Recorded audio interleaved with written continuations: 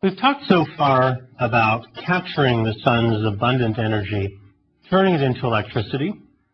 We've also talked separately about storing that energy that's been turned into electricity. Well, do we have to think of these things as separate, as disjoint? Is there some precedent, perhaps, in nature for this? Well, of course, there's a very familiar precedent. What do trees do? What do plants do? They take energy from the sun, and they convert that energy into a stored form. They convert it into a fuel.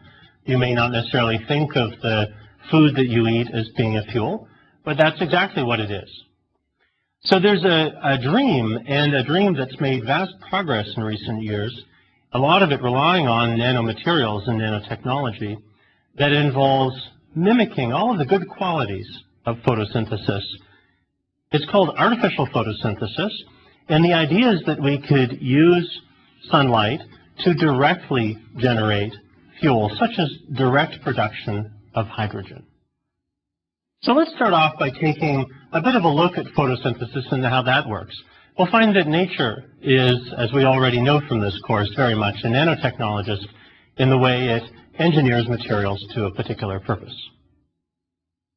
Photosynthesis is the conversion of carbon dioxide taken out of the air into organic carbons. That's from the carbon dioxide that the photosynthetic reaction takes the carbon as a source.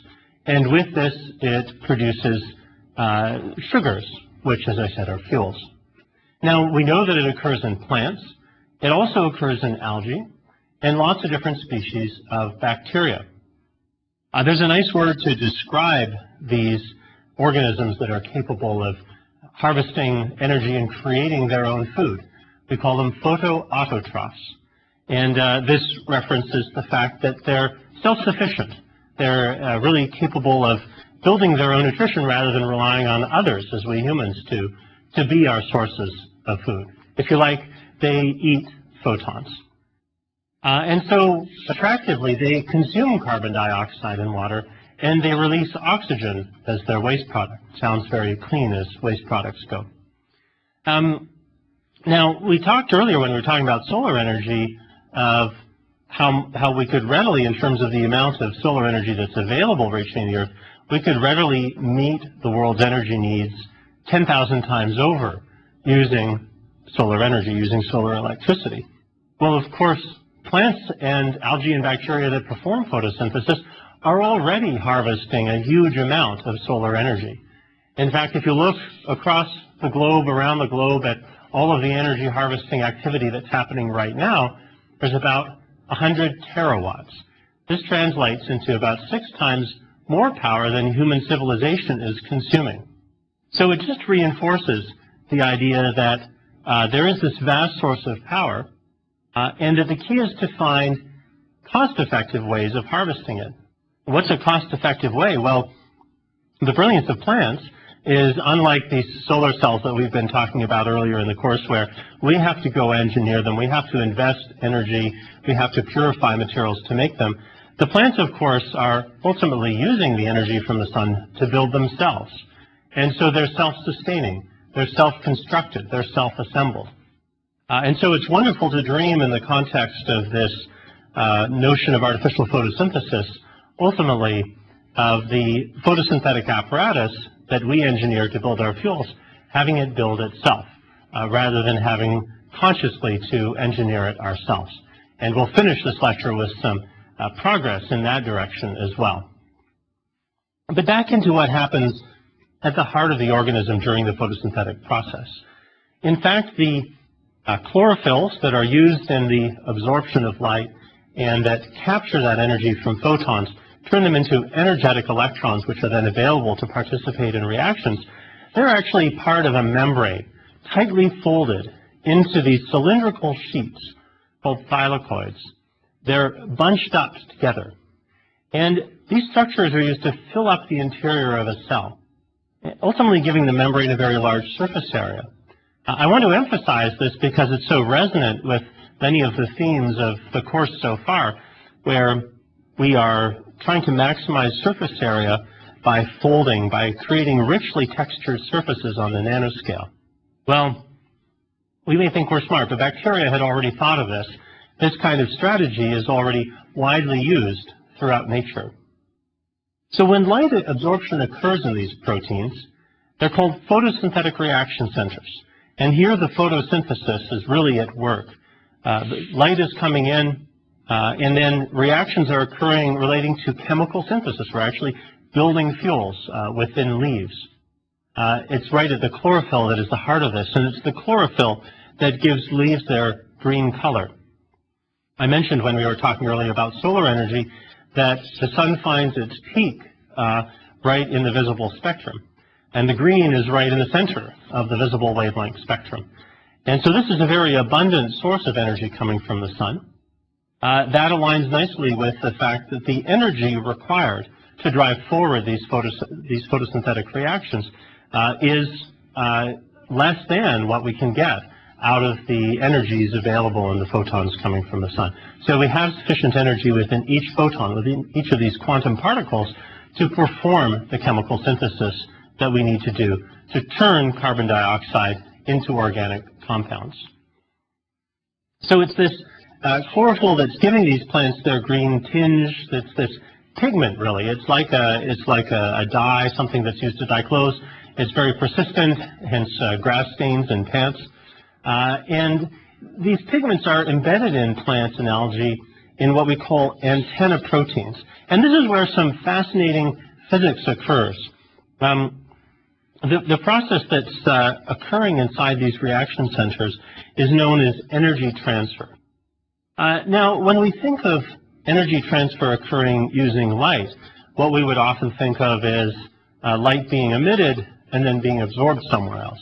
So, for example, if I wanted to convey some energy from here across the room, I could construct a laser here, and I could drive it with electrical energy, convert that into a beam, try to focus that beam onto, say, a photovoltaic cell across the room.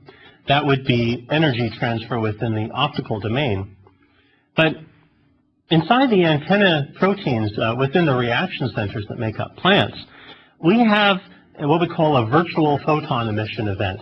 We have the capability for energy to funnel itself downhill, to roll downhill through a series of centers without actually ever going from being an excited electron to being a photon to being another excited electron.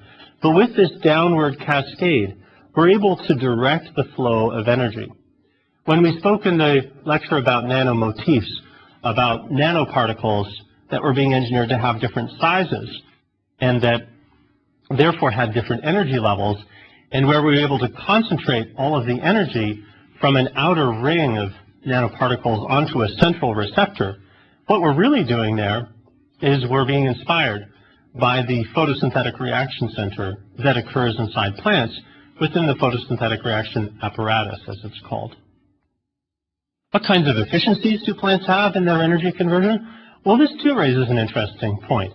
It turns out that the range is typically 3 to 6%. How does that compare to the best solar cells that we can make? That's actually considerably worse than the best solar cells. The best solar cells, the records are in the 40% solar conversion efficiency range, and there are commercial solar cells that are a little bit under 20%.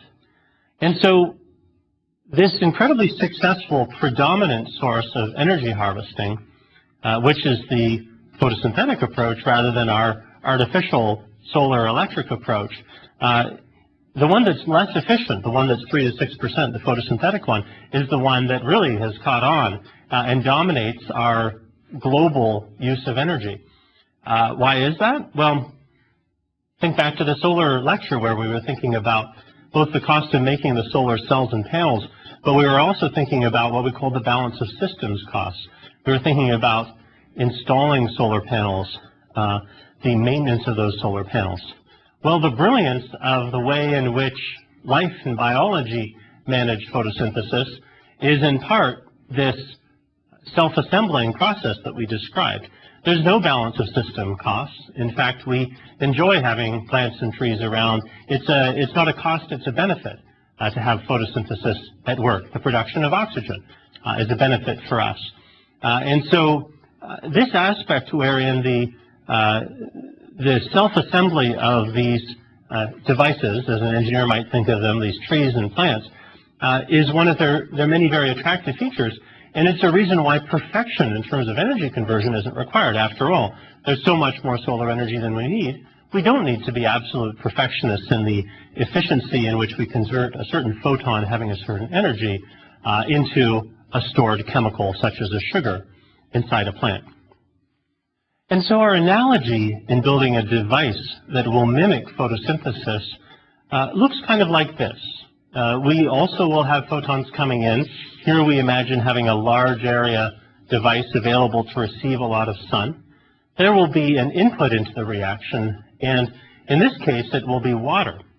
And the output of the reaction will be to split that water into two essentially innocuous things. One of them oxygen, a byproduct of the reaction, just as a byproduct of the photosynthetic reaction is oxygen.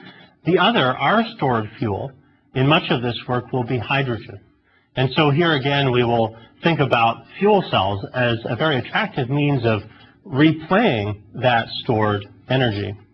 And what's nice about these reactions, of course, is that they evolve gases. And so we'll be simply responsible for collecting the hydrogen gas out of this cell and storing it or playing it back directly.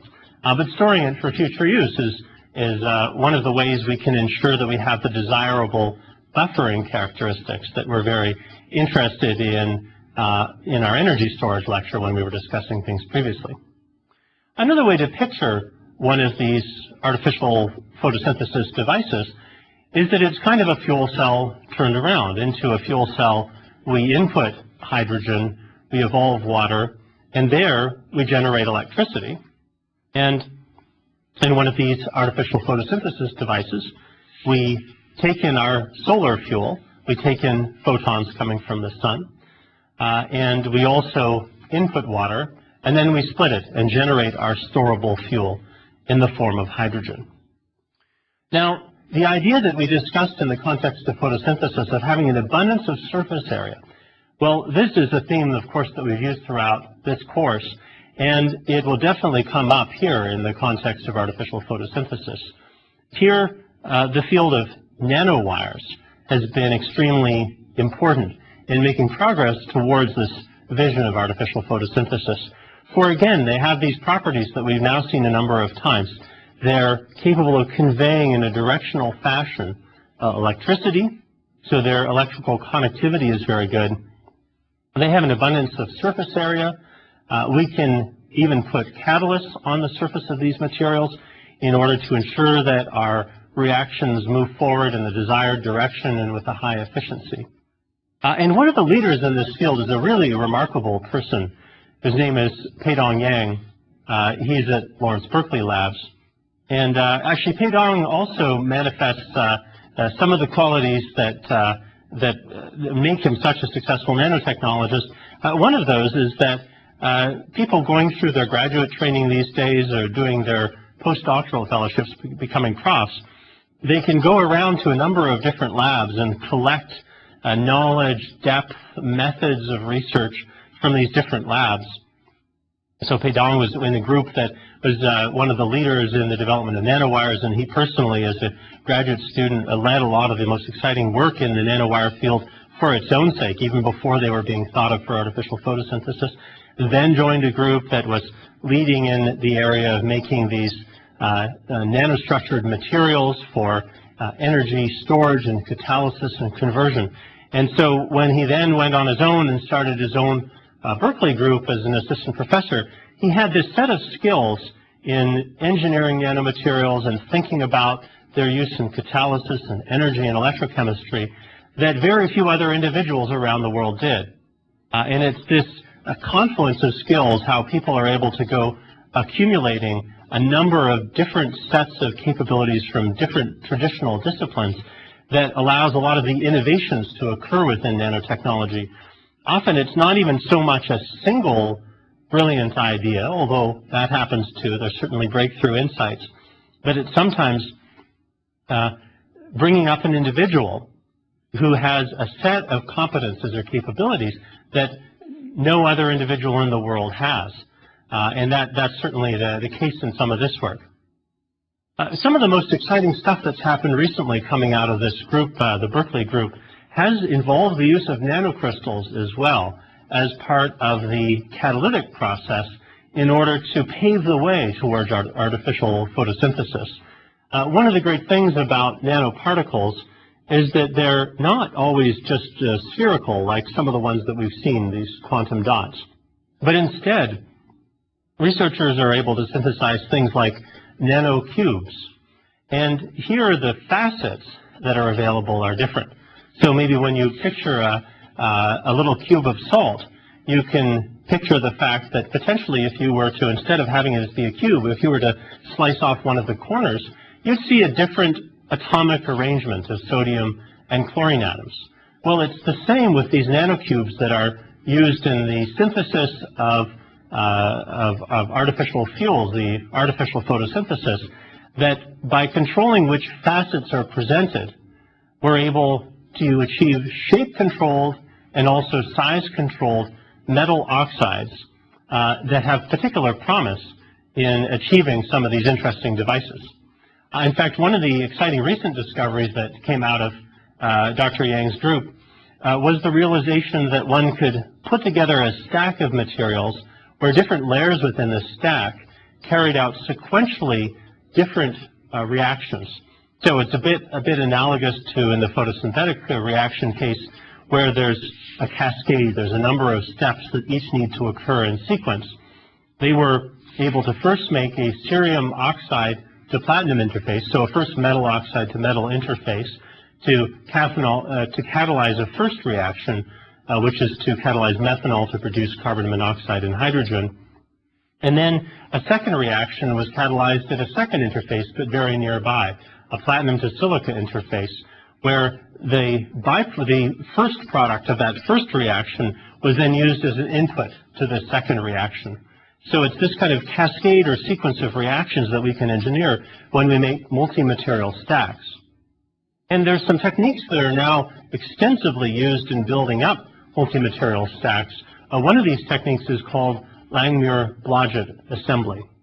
And in this technique, people talk of using a Langmuir-Blodgett trough. And essentially one has a bath, a solution, filled with molecules. Often the molecules have a propensity to stick one way down on a particular surface and stick their tail up in the air. So they have a head and a tail, and the head has an affinity for a substrate or a surface that one will work on. And one can dip the substrate into this trough and gradually withdraw it at the appropriate angle and the appropriate rate, and produce layers of molecules that are very, very consistent. In fact, one can even come along, use an atomic force microscope or other kinds of scanning tunneling microscopes, and one can even see these dense forests of individual molecules that pack themselves. It's a bit like crystals, but two-dimensional crystals, and not based on the traditional inorganic picture of crystals, but based on organic molecules that pack themselves into certain regions. Well, Peidong's group used the same technique, but now to deposit layers of nanocubes of platinum and cerium oxide on top of a silicon dioxide substrate. He made these nanocubes each on this scale of about 10 nanometers, and then made these two distinct interfaces that I spoke about. And these sequentially catalyzed the reactions. And so in the vertical dimension, he was able to build up a more complex stack, not just a single monolayer or a set of layers of the same thing, but a complex stack of materials. He called this a bilayer structure. And here, the analogy is a bit with those tandem solar cells that we spoke about in the context of solar energy harvesting. But then we were thinking of how to first harvest the visible photons, the energetic photons, as efficiently as possible, and subsequently harvest the infrared photons and achieve a total energy output from the solar cell that was the sum of the energies of these two inputs. Well, here the Berkeley group was able to stack these two reaction systems on top of each other and achieve this series process, a tandem cell for catalysis, as distinct from the tandem photon cells that we were talking about earlier. Carbon nanotubes have also played an important role in some of the progress that's been made in artificial photosynthesis. One of the key components of making these devices work is to achieve an oxygen evolving anode, as it's called. So with oxygen being the product here, there's a lot of focus on making the electrodes that will lead to the production of oxygen, one of the outputs of these. In fact, this is really, part of the broader dream. It's to make the device where the catalytic splitting of water ultimately gives rise to this production of oxygen and to the production of the hydrogen fuel. Oxygen is the byproduct from the splitting of water. Hydrogen is the desired fuel that we're trying to generate. And researchers in Italy, collaborating with an Austrian group, were able to demonstrate that with the aid of multi-walled carbon nanotubes, really a conductive bed of these nanotubes, that they were able to make a particular style of oxygen evolving anode. And it was also a multi-layered stack, but in this case it wasn't just a planar device, but instead they were able to functionalize the surface of their carbon nanotubes, wrap a variety of organic molecules around them. And these organic molecules kind of had fingers that reached out from being along the tubes. They reached out into solution and were able to grab the constituents that were needed to participate in the reaction. So instead of building a sort of a sandwich up, a planar sandwich up vertically, they built an analog of that sandwich, but they built it out radially. And you can see that through this approach, there's obviously more surface area, more opportunity for interaction as well. Some of the images of the materials that they produce this way are really spectacular, and they showcase how much we can see now at the nano scale. We've seen lots of transmission electron micrographs throughout this course in which we looked at structure, where we looked at how even where the individual atoms were placed in quantum dots, we could see the crystallinity. But we haven't looked at too many so far in which people were actually looking at the elemental composition. So not just asking and answering the question, is there an atom present, but which atom is it? But using the best TEM techniques that we have available to ourselves now, we can do spectroscopy on the constituents, what we're looking at. So we can actually see, this is based on the electron orbitals that we discussed, the bases of the periodic table, but we can see spectral signatures in the loss of electrons as they propagate within these transmission electron micrograph systems. We can see spectral signatures through their energy loss of what is present. We can look for the atoms that should be abundant, but we can also look for those that are present at a low concentration. In the context of our semiconductor discussions, we call these dopants. They were available at very low concentrations, but they were used to influence the electronic properties of our semiconductors. They would donate an electron to the lattice, or they would create a semiconductor that was depleted in its density of electrons. Well, with these remarkable advances in microscopy, we're able to actually see the elemental constituents that build up, in this case on the surface of these multi-walled carbon nanotubes. So the nanotubes themselves played a couple of different roles in this work on making these oxygen-producing anodes. One of them was they provided a basis for control over the material morphology. The researchers were able to control the surface, control the binding to that surface, and therefore build the structure that they desired. As we've seen many times now, it was a strategy that successfully increased the surface area, which gave them more opportunities per unit volume to achieve a particular reaction that was desired. And finally, through these tubes, through their conductive properties, they were able to funnel the sequential electron transfer to the electrode. So again, they were using kind of the orientation, the fact that they hadn't just made a nanoparticle that was essentially the same in all three dimensions, but instead a tube that was engineered to convey energy in a particular direction and to drive reactions in the perpendicular directions, in the radial directions in that manner.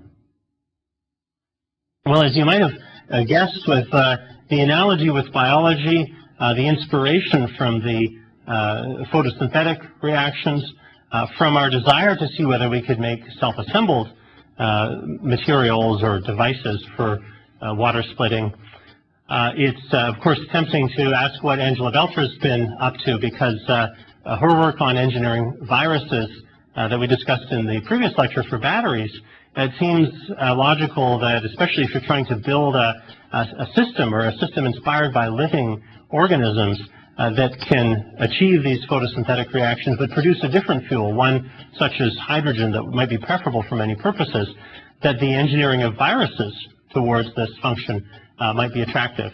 And indeed, the Belcher group at MIT has worked on exactly that. And again, it's using these concepts of biological templating, because that research group is so capable in engineering a library of viruses and then identifying the few within that library that are inclined to stick to a particular surface. Say one that's particularly prone to achieving a desirable synthesis reaction, such as in order to achieve artificial photosynthesis, they were able to use the same set of techniques to engineer a virus scaffold that could allow them to assemble a virus that had two key components on it. So one of these was the photosensitizer, was the material that was responsible for absorbing the light and producing the excited electrons, so converting the energy from the photonic domain, from the optical domain, from the sun, into the form of an excited electron ready to participate in a reaction. And they were also able to engineer their viruses such that they attracted a particular metal oxide, an iridium oxide cluster, that served as the catalyst. And so they were able to build these kind of integrated devices. And here again, the analogy is with the antennas that are so important in the photosynthetic reaction center. Here, the group was able to make these elongated viruses. So from a shape and overall structural standpoint, they had something in common with the carbon nanotubes. They had this one-dimensional linear character. And here they were able to use the actual peptides or proteins that were displayed on the surfaces of these viruses to grow their nanoparticles, to put in place the porphyrins, so essentially the light-absorbing dyes that were required for initial energy harvesting from the sun, and then also to put in place the catalysts that they required. This discussion wraps up our conversation about the opportunities to use nanotechnology for efficient energy harvesting and also for storage of that energy, and then also for its integrated harvesting and storage.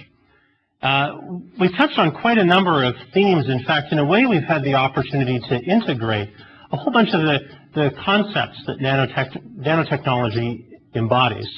In fact, one of the broadest ones of those is simply that it's an intrinsically interdisciplinary science and technology.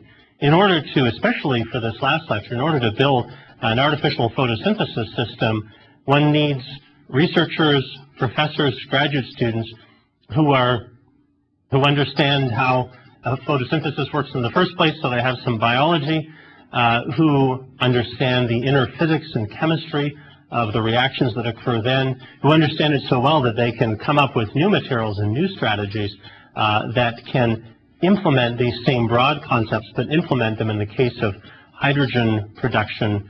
One needs materials scientists and materials engineers who have the capability to put together new material sets in very reproducible and reliable ways.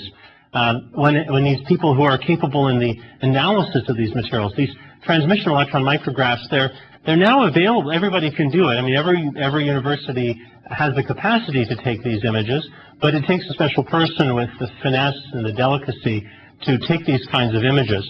And so often you'll find that the efforts that go on in these fields now, they involve people who have the breadth to be able to think across disciplines, but they also involve quite big teams.